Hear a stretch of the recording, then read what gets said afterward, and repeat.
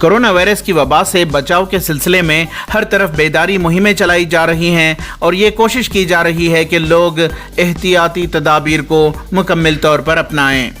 शहर की बात और है, मगर ये बेदारी की ज़्यादा ज़रूरत देहातों व करियों में है। मौजूदा हालात में इस ज़रूरत को पूरा करने के लिए शहर चिकबल्लापुर के डीही इलाकों में समाजी कारकुन रफ़ीउल्लाह बेग ने अपने साथियों के हमराह सैनिटाइजेशन के काम का आगाज़ किया है।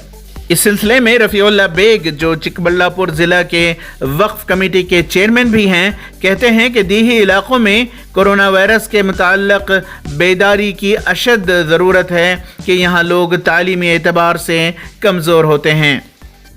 जो शहरों में बहुत सारे काम जो इस वबा को लेकर हो रहे हैं, वैसी तरह देहातों में और गाँव में ये कम है। इसलिए हमने शहर चिकबल्लापुर से एक प्रोग्राम शुरू किया है जो बहुत सारे स्लम एरियाज़ हैं जहाँ पर सब कौम की तबका रहती है, वहाँ पे हमने सैनिटाइज़र का काम शुरू किया है। हर दिन 4 से 5 वार्ड हम लोग सैनिटाइज़र करने का एक मंसूबा बनाया है। इसके बाद जो हमारे करीब जो देहात हैं वहाँ पर भी हमने सैनिटाइज़र करने का प्रोग्राम किया है। इससे बढ़कर दूसरी जो है भूख का एक मसला है। जो गरीब तबके के लोग जो हैं वो हर दिन कुली का काम कर कर गुजरान करते थे। ऐसे लोगों को भी हमने एक किट जो है खाने का, एक 15 दिन का राशन देने का भी एक प्रोग्राम कर कर आज हमने भी खाने का किट भी तकसीम कर रहे हैं, अनाज तकसीम कर रहे हैं। लगभग आज हम लोग 500 से ज़्यादा फैमिलीज़ को दे रहे हैं। इंशाअल्लाह 2000 फैमिलीज़ को देने का हमारा टारगेट है।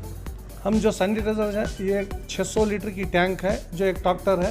एक ट्रैक्टर में जो सैनिटाइज़र है उसको फिल करेंगे, फिर केमिकल्स वाली, और उसके बाद हम हाथ से लेकर घरों के और जो नाले होते हैं, इसको दोनों को लेकर हम सैनिटाइज कर रहे हैं। इसमें मैंने ही आज शुरू किया है 3रे वार्ड से, और 20वें वार्ड में जाकर ख़ुद मैंने ही सैनिटाइज़ किया है। हम हिंदुस्तान में रहते हैं, आज यहाँ के हालात भी ऐसे हैं, गुर्बत बहुत है, तो आज हुकूमत भी कर रही है। हुकूमत को साथ देना एक मुसलमान का फ़र्ज़ है कि हम इनके साथ खड़े हों, ये एक अच्छा माहौल बन सके और हिंदुस्तान में हर एक के लिए हम लोग बेदारी पहुंचा सके, इसलिए हम ये काम कर रहे हैं। ईटीवी भारत के लिए बेंगलोर से रफ़ीक जब्बार।